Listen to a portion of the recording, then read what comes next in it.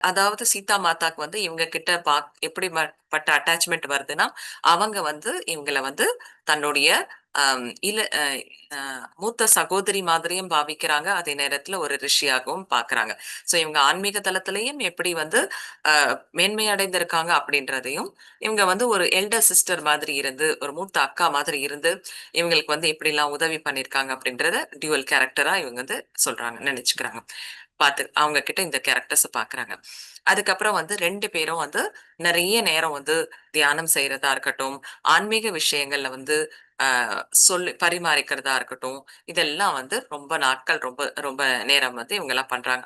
அதிக மணிக்கணக்கான நேரம் வந்து இது மாதிரி வந்து ஸ்பெண்ட் பண்றாங்க. அ அதுக்கப்புறம் வந்து சில நேரங்கள்ல வந்து மணிக்கணக்கான நேரம் ஆயிடும். இவங்க பேசுறதுலயும், ஆன்மீக விஷயங்கள பேசுறதுலயும், தியானத்திலயும். ஏதோ ஒரு நெறைய ஆழ்ந்த விஷயங்கள இவங்க வந்து ஆன்மீகத்துல இருக்கிற ஆழ்ந்த விஷயங்கள அவங்க வந்து டிஸ்கஸ் பண்ணிட்டு இருப்பாங்க. அதுக்கப்புறம் என்ன ஆகுது அப்டின்னா, கொஞ்ச நாள் கழிச்சு இவங்க வந்து அதாவது தன்னுடைய வீட்டுக்கு திரும்பி போகணும் இல்லையா? பிரசவ காலம் முடிஞ்சு கொஞ்ச நாள் இருந்ததுக்கப்புறம், அ ஆ இவங்களுடைய மாதாவுடைய இளைய சகோதரி, அதாவது உர்மிளா நமக்கு ஏற்கனவே தெரியும்ல, லக்ஷ்மணருடைய மனைவி. அவங்க வராங்க. வந்து தன்னுடைய அக்காவுக்கு வந்து உதவியா இருக்காங்க. அதுக்கப்புறம் வந்து சாந்தாவுக்கு வந்து ஒரு இங்க இருந்து கிளம்பிடுறாங்க அவங்க. இவங்க 2 பேரையும் வந்து அதாவது சீதா மாதா சொல்றாங்க, "நீங்க எனக்கு வந்து ஒரு சகோதரியாவும், ஒரு நண்பன் ஒரு தோழியாகவும் இருந்திருக்கீங்க." அப்படின்னு சொல்றாங்க. அதுக்கப்புறம் சாந்தா கூட என்ன சொல்றாங்கன்னா, "இந்த பூமியே வந்து உன்னால வந்து ரொம்ப பிளெஸ் ஆயிடுச்சு.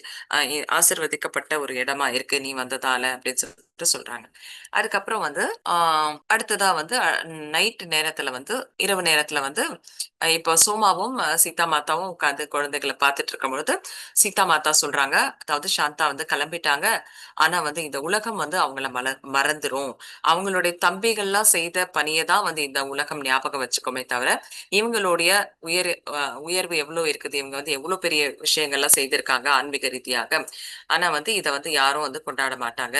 நான் வந்து என்றைக்குமே இத மறக்கவே மாட்டேன். நான் என்னைக்குமே நினைவுல வச்சுக்குவேன் அப்படின்னு சொல்றாங்க. இந்த அவங்க வந்து செய்த அந்த மாபெரும் செயல்கள் வந்து இந்த அவங்களுடைய குடும்பத்துக்கும் சரி, இந்த ஆன்மீக தளத்திலயும் சரி, ஒரு பெரிய ஒரு கான்ட்ரிபியூஷனா தான் இருந்திருக்கு. ஒரு பங்களிப்பா இருந்திருக்கு அப்படின்றத சொல்றாங்க.